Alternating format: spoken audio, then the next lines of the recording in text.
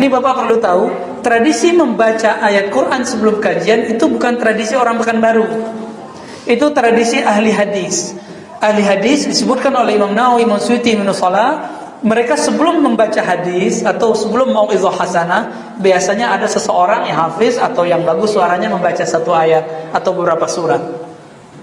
Jadi ini bukan bid'ah ya. Supaya apa? Supaya kalbunya tunduk, kalbunya tetap bercahaya. Karena Nabi mengatakan nawiru buyutakum bisalati wa qiraatil Quran. Cahayakan rumahmu dengan salat dan baca Quran. Kata Imam Ghazali, rumah yang hakiki ini tubuh kita, kalbu kita. Maka membaca Al-Quran sebelum kajian termasuk sunnah ulama al-hadis masa lalu ya. Yang hari ini tinggal orang bahkan anggap bid'ah, seremonial gitu ya. Terserah orang ngomong itu seremonial, itu nggak apa-apa. Apalagi itu menyenangkan saya Pak. Jadi ceramah saya nggak perlu lama-lama nanti. Ya, beberapa tempat saya senang sekali 15 menit dibaca dan kita tenang, nikmat. Tapi beberapa pengurus nggak paham, dikira ini buang-buang waktu aja. No. Ini bukan buang waktu. Lebih afdal baca Quran atau dengar ceramah? Quran. Kecuali ceramahnya menjelaskan isi Quran, baru afdal. Oke. Kata siyam di surah Al-Baqarah tadi itu plural dari saum. Ya. Disebutkan di situ seperti diwajibkan kepada orang sebelum kamu. Ini bukti bahwa sebelum kita sudah ada yang puasa. Orang Yahudi, Nasrani sudah berpuasa. Ini ada bocoran dari Imam Al-Jili. Apa kata Imam Al-Jili? Hindu itu adalah agama yang juga dibawa oleh Nabi Ibrahim, tapi di wilayah India. Saya nggak tahu itu cocok logi itu apa, tapi ada imamnya yang ngomong. Kalau ada imamnya ngomong berarti dia punya argumentasi. Apa kata dia? Orang Hindu kan punya yang level tertinggi disebut Brahmana. Brahmana itu kata Imam Al-Jili itu adalah Nabi Abraham Ibrahim. Brahmana. Wallahu alam. Cocok logi, cocok-cocokan atau emang cocok gitu ya. Karena dalam riwayat Imam Ibnu Katsir dalam kitab Al-Bidayah wa Nihayah dan Qasasul Anbiya disebutkan bahwa nabi-nabi, khususnya Nabi Ibrahim itu punya anak banyak. Ada riwayat 6, yang disebutkan di Quran cuma 2. Nabi Ismail dan Nabi Ishaq. Ya, terus yang lain mana? Kita nggak tahu.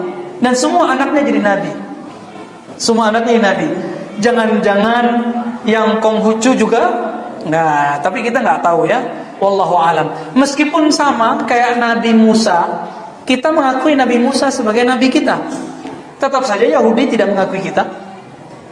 Kita akui Yesus Isa sebagai nabi kita. Tetap saja orang Nasrani tidak senang sama kita. Lan tarda ankal yahud, ya, orang Yahudi Nasara enggak ridho. Sampai kapan? Tattabi'a millatahum, sampai kita ikut agama mereka. Sama, kita juga enggak ridho sama mereka kok. Benar enggak? Sampai mereka ikut kita, sama Pak. Itu sama, ya. Maka ya sudah, qul hatu burhanakum in kuntum shadiqin. Jika kita merasa benar, datangkan bukti dan dalilnya. Itu aja. Oke, kembali ke kata siam. Berarti sebelum kita Islam sudah ada yang mengamalkan puasa ya. Saya pernah cerita di tempat lain, beberapa teman kita pendeta. Kita punya teman pendeta Pak, sekedar nanya-nanya diskusi, kamu puasanya ada gak sih? Ada. Puasanya enak Pak, habis maghrib sampai subuh. Ya, tinggal tidur aja ya. Yang penting puasa tuh, ada puasa. Ini bukti bahwa emang puasa sudah ada di perjanjian lama atau perjanjian baru. Gitu. Kalau orang Hindu lebih banyak lagi puasanya. Di Banten sana, tempat kita tinggal di sana, orang Badui itu puasanya ada apa, wulungan apa sih namanya? 3 bulan Pak berturut-turut. Kalau mereka sudah puasa, kita gak boleh masuk ke kampungnya. 3 bulan. Lebih lama lagi dari kita. Nah ini Bapak perlu tahu, orang yang rajin puasa firasatnya tinggi walaupun bukan muslim. Sakti kalau bahasa kita. Maka kesaktian itu bukan tanda kebenaran. Kasyaf bukan tanda kebenaran. Itu cuma hiburan-hiburan rohani Pak. Bisa benar, bisa salah. Benar, tajam-tajam itu orang. Ya, sekali ketemu kita udah bisa cerita langsung semua. Pernah saya pulang dari bandara sampai ke arah Ciputat, sopirnya itu baca pikiran saya terus, Pak. Baca pikiran kita, baca keluarga kita, baca nasab kita, baca semua. Akhirnya saya lihat, ya Pak, kamu amalannya apa sih? Apa kata dia? Mas, aku ini puasa hampir tiap hari, udah gak nikah 30-an tahun, sholat tahajud tidak ketinggalan. Wajar ya, tajam Pak. Ngelihat saya sekali langsung baca saya, baca orang tua saya, itu firasat namanya. Apakah itu menunjukkan dia benar? Belum tentu. Belum tentu Pak. Banyak kok yang bisa baca-baca begitu gak benar, ya. Untungnya dia gak jadi dukun. Pas masuk ke komplek kita tinggal, kaget ya, lo ini pesantren toh. Jadi selama 1,5 jam perjalanan dia menceramahi ustadz ternyata ya. Minta maaf dia Pak. Saya terima kasih, bilang makasih Pak ya. Jarang-jarang orang ceramahin saya ya. Kita ceramah mulu soalnya. Allahumma shalli ala Muhammad. Jadi puasa itu dalam satu riwayat asar ini lemah, tapi digunakan oleh para ulama untuk menjelaskan rahasia puasa. Jadi ada orang bertanya kepada Nabi, ya Rasulullah, ini lemah ya, kita ceritakan lemah. Kenapa kita ceritakan? Karena ini sering dipakai orang. Wahai Rasulullah, kenapa ahli kitab mereka tajam hatinya? Contohnya ketika Nabi pergi safar, pergi ke Syam, siapa yang mengatakan kamu bawa Nabi ya ke Abu Thalib? Siapa itu? Pendeta siapa namanya? Buhairah ya. Itu pendeta Pak, karena dia puasa hampir tiap hari. Dan dia firasatnya tajam. Firasatnya tajam. Ya. Siapa lagi yang tajam? Yang pernah mengikuti banyak agama, Salman Al-Farisi. Salman Al-Farisi pernah beragama Majusi, beragama Yahudi, terus terakhir gurunya bilang, "Kamu ikut Nasrani ya?" Kata yang Nasrani, udah mau wafat ya, nanti akan muncul nabi di daerah yang banyak kurmanya. Di mana banyak kurma di Arab? Di Madinah, kota Yathrib. Maka pergilah dia ke sana. Firasatnya tinggi, ternyata umurnya lebih dari 200. Imam Zahabi menyebutkan umurnya 350. Ada riwayat 250. Saya kalau 300 susah percaya, Pak. Kalau 200 masih percaya. Ya. Di Mesir ada ulama namanya Imam Al-Aquri, umurnya hampir 150.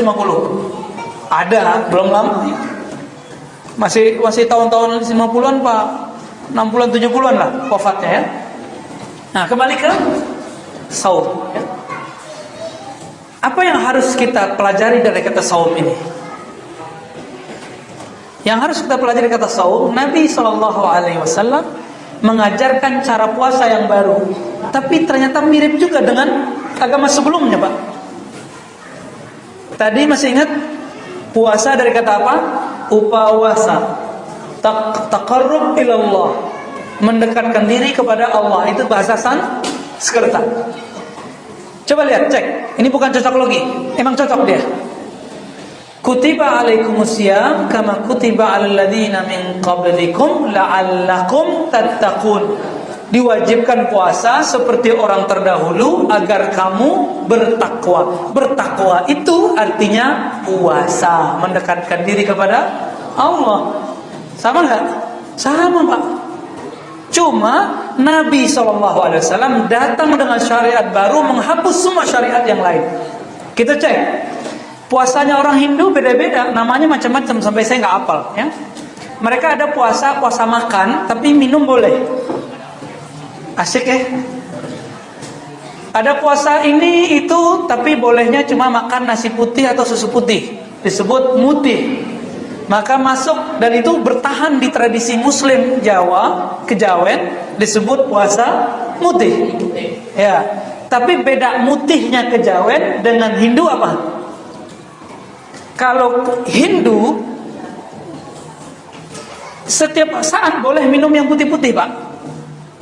Yang nggak boleh makan yang berat-berat, karbo daging itu nggak boleh. Kalau Kejawen Muslim, dia sudah diislamkan. Berbukanya, jadi puasanya kayak kita, mulai dari pagi sampai maghrib, terus berbukanya pakai yang putih. Nah, ini begitu ulama kita berdamai dulu dengan dengan tradisi, sampai kemudian tradisi itu hilang dan berkembang, tersisalah di kalangan kebatinan. Masih ada ya kejawen. Tapi beberapa kiai-kiai, syekh-syekh membolehkannya. Ya, nah kita nggak masuk ke bab itu. Kita mau lihat bagaimana la'allakum tattaqun itu ternyata sejarahnya mirip dengan upawasa. Ya, puasa. Mirip kan? La'allakum tattaqun. Apa kata Allah? Wattaqullah. Gimana ayatnya Ustaz? Wattaqullah wa yu'allimukumullah. Takwalah kepada Allah, Allah akan ajar kamu. Kalau kita punya guru kita nggak merasa dekat sama kita, mau nggak? Guru kita ngajarin rahasia-rahasia, nggak mau. Maka makna ayat ini, dekatkanlah dirimu kepada Allah dengan takwa, maka Allah akan langsung mengajarmu. Disebut dalam bahasa Imam Ghazali ilmu laduni. Laduni itu gak banyak belajar tapi dapat ilmu banyak. Ya, Nabi SAW ilmunya laduni semua karena gak ada belajarnya. Nabi pernah sekolah nggak di UIN Suska, ya? Atau di UI Jakarta, atau di UIN, atau di IIKI Jakarta, atau di Darussunnah tempat saya ngajar? Nggak ada, Pak. Ada pesantren Gontor? Enggak. Nabi mengerti habatus sauda bisa jadi obat. Apa Nabi pernah ikut perdukunan atau pelatihan herbal? Enggak ya. Nabi mengerti titik-titik akupuntur yang disebut titik bekam. Apa Nabi pernah kursus ke Cina, kursus ke India? Kan nggak pernah. Nah ini yang disebut laduni. Dan ilmunya mirip dengan kenyataannya. Babasara makan Allah. Apa kata Nabi? At-taqwa hahuna. Takwa itu di sini. Nah ini bagian akhir yang mau saya sampaikan. Puasa kita jangan lagi sama dengan puasa anak kecil. Ya, anak kecil ini gimana Pak?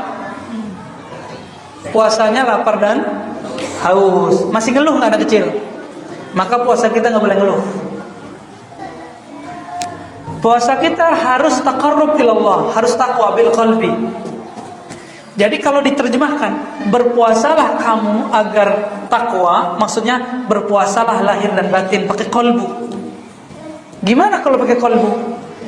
Jika kita tidak mau berbuka dengan yang halal di rumah kan halal makanan kita, maka jangan rusak puasa dengan memandang yang haram. Jangan rusak puasa dengan mengatakan yang haram. Hati-hati, ini masih zaman sensitif politik. Jangan banyak komen-komen yang tidak benar. Apa kata Nabi? As-siyamu junnah. Puasa itu junnah. Apa arti junnah? Junnah itu tameng, penutup. Jadi junnah jin itu mirip Pak. Junnah jin, jannah mirip-mirip. Junun. Ya. Junnah penutup, tameng, penahan. Kalau jin ketutup dari mata nggak bisa lihat. Kalau jannah fala ta'lamu nafsum ma ukhfiya lahum, surah Sajadah. Tidaklah tahu seseorang apa yang disembunyikan dari dia. Dari apa? Dari janji-janji surga, kenikmatan surga. Jannah. Kalau junun, akalnya ketutup Pak. Junun kita sebut majnun orangnya. Sifatnya disebut junun. Junnah ini tameng. Begitu kayanya bahasa Arab. Beda maji. Berbeda Pak. Kalau bahasa Indonesia, ya kita banyak minjem soalnya, jadi biasa aja. Saya pergi nanti, sekarang, besok sama aja. Ya, bahasa Arab kan beda. Azhabu, zahabtu, ya, izhab, udah beda macam-macam. Ya, begitu kayanya bahasa Arab, wajar Allah memilih bahasa Arab sebagai bahasa wahyu. Nah, kembali ke yang tadi. Maka puasa, saum harus pakai qalbu. Harus pakai qalbu Pak. Jadi puasa Bapak Ibu, ikhwan akhwat fillah, naikkan dari puasa anak-anak, puasa fisik menjadi puasa qalbu. Masih ingat hadis nisfu Sya'ban? Allah ampuni semua makhluk kecuali yang di qalbunya ada syirik dan satu lagi kebencian kepada umat Islam, kepada sesama saudara muslim. Kebencian. Itu orang qalbunya enggak puasa. Maka dikatakan di hadis itu, di hadis yang sama, ya. Puasa itu junnah, tameng. Gimana maksudnya tameng? Jika kamu diajak seseorang, kata Nabi, untuk bertengkar, ya, terus dicaci makinya, idza syatamahu aw sabahu, jika orang caci kamu, ngajak kamu perang mulut, aw qatalahu, ngajak tengkar, falyaqul inni shaim, katakan aku puasa. Jadi di hadis itu ngaku puasa bukan saat diajak makan, Pak, tapi saat kita lagi diuji emosinya. Emosi itu berkaitan dengan fisik atau kolbu. Kolbu, ya. Jadi nanti kalau masih ada orang bentak-bentak atau ngebel kenceng-kenceng pakai motor, pakai mobil, itu gak puasa, itu yang nyetir, ya. Gak puasa kalbunya. Nah, hati-hati. Di rumah istri aja gak disentuh, ya. Dari perhatiin auratnya aja kita gak pernah lihat, ya. Keluar ada yang bening-bening, roknya kurang panjang, krisis kali, ya, kita liatin. Di rumah halal nggak kita pegang, nggak kita liatin. Di luar kita pelototin. Ini namanya puasa, bukan pakai kolbu, ya. Maka dikatakan dalam hadis, ya, hadis Nabi SAW, ya, jika kamu berpuasa, fala yarfus wala yaskhab. Yarfus itu berkata keji atau berbuat keji atau memandang yang keji. Yarfus termasuk, ya, jorok, vulgar itu masuk. Nonton yang hot-hot itu, ya, yang blue, ya, macam-macam itulah, ya. Kayaknya ada yang tahu tuh, ya. Maka yang puasa masih melihat itu puasanya rusak. Kalau rusak, ini air tadi dihidangin Ustadz Imam kita ke saya, ya, saya jadi malu, Pak. Di dalamnya ada semut. Saya berani minum nggak? Berani minum nggak? Kalau perlu saya tersinggung, Pak, ya? Jauh-jauh ke sini ngasih air ada semutnya lagi. Ini orang ngejek kali, ya, nah, gitu. Tapi Allah nggak sebaper itu, ya. Tapi Allah, kalau saya makhluk tidak terima ada persembahan yang ada semutnya, bagaimana Allah bisa terima puasa yang dia meninggalkan yang halal lalu melakukan yang haram? Nggak diterima, Pak. Itu sebabnya pas berbuka, ya, Imam Ghazali mengatakan mau cek puasa orang diterima atau tidak, pas dia berbuka balas dendam atau bukan, ya. Kalau dia balas dendam berarti dia emang baru puasa fisik. Tapi kalau dia santai, tenang, ya, nah, maka amalan sebelum berbuka salah satunya istighfar, Pak. Minta ampun, ya Allah, ampunkan aku jika puasa seharian ini kurang sempurna di mataku, kurang sempurna di telingaku, kurang sempurna di lisanku, kurang sempurna di seluruh tubuhku dan batinku. Ampunkan, ya Allah. Baru, Pak, itu doa nunggu. Doa nunggu. Biasanya Allah ampuni, ya. Masa Allah nggak ampuni? Allah mengatakan, ya, dalam hadis qudsi, tubu ilallah, apa, bukan ini, ya, innallaha, sesungguhnya Allah, ya, tubu, menerima tobat hambanya, malam yugharghir, selama belum sampai ke rohnya sampai di sini. Jadi mau siang mau malam sama aja. Bapak saramakallahu ikhwanallah.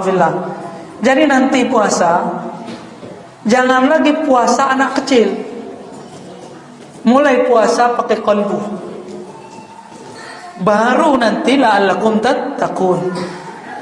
Jadi kalau dibahasakan, berpuasalah dengan takwa, yaitu dengan qalbu, sehingga kita berhak dapat maghfirah.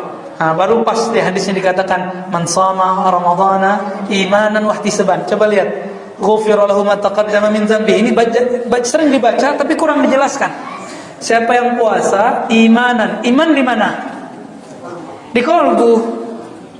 Ya, berarti berpuasa pakai qalbu, wahtisaban, penuh rasa harap ridhonya, pahalanya. Di qalbu atau di dengkul? Di qalbu, qalbu lagi. Baru ghufira lahu ma taqaddama min dzambi. Ini yang disebut puasa orang bertakwa. Saya doakan semoga yang hadir ini mulai berlatih puasanya level puasa kalbu. Gak usah pakai teori macam-macam, ya. Udah gitu aja. Puasa pakai hati.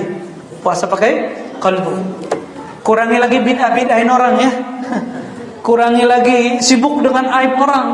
Nanti 10 hari terakhir ustadz-ustadz kita dibid'ahkan lagi karena ustadznya mimpin sholat tahajud pertengahan malam, nanti dibidahin lagi. Udahlah, kalau kamu puasa, puasakan mulutmu. Kira-kira begitu Pak. Udah 40 menit saya ngomong ya. Saya ngitung Pak. Udah ada sinyalnya di kolbu ya. Kira-kira itu kajian pengantar Ramadan kita. Tarhib Ramadan berarti menyambut Ramadan ya. Nabi SAW menyambut Ramadan dengan amal-amal yang indah, yang bagus ya. Maka mari kita sambut dengan mulai malam ini, mulailah sholat witir. Apa kata Nabi? Autiru ya ahlal Quran. Pencinta Quran gak semua? Walaupun hafalannya cuma kulhu dan kul-kul yang lain, tapi cinta Quran, cinta orang hafiz Quran, cinta ulama yang hafal Quran. Autiru ya ahlal Quran. Berwitirlah wahai pecinta Quran. Ya. Innallaha witrun yuhibbil witra. Ingin dapat cinta Allah? Kalau kita cinta seseorang, orang itu mau apa saja kita kasih. Jika ingin dapat cinta Allah, maka autiru, berwitirlah walaupun cuma 1 rakaat. Witir itu bukan khusus bulan Ramadan. Nabi bulan Ramadan 11 rakaat. Kita gimana? 1 rakaat aja cukup ya. Minimal ada hubungan mahabbah antara kita dan Allah. Kalau sudah istiqomah witir, rasakan hebatnya nanti. Kadang-kadang baru terbersit Allah sudah kasih. Seperti anak kita melihat udah dia ngiler ngeliat anak kecil makan ya. Makan apa? Makan es krim. Udah berapa hari kita nggak kasih dia es krim. Akhirnya kita bilang, ayo nak, sini nak. Kita ajak dia. Belum ngomong. Istrinya bilang, Mas, itu bagus banget bajunya Mas. Ya, Bang, itu baju kebayanya keren banget Bang. Ayo sini beliin deh gitu ya. Nggak perlu diminta. Maka Nabi SAW mengatakan afdalud doa alhamdulillah. Doa yang paling tinggi adalah ekspresi syukur alhamdulillah. Dan saya menemukan orang yang paling syukur itu orang yang banyak puasa dan saat pertama meneguk air. Itu syukur tertinggi. Coba rasakan. Pas Allahumma lakasumtu atau zahabaz zama'u, ya ini macam-macam lah hadisnya, silakan lihat ya kajian kita yang sebelumnya. Boleh dipakai dua-duanya ya. Pas tegukan pertama terasa nggak nikmatnya nih air itu? Maka orang yang bersyukur dengan 1 teguk air itu, dia adalah syakirin. Apapun keinginan dia, jika keinginannya pantas untuk dirinya, maka Allah akan kasih.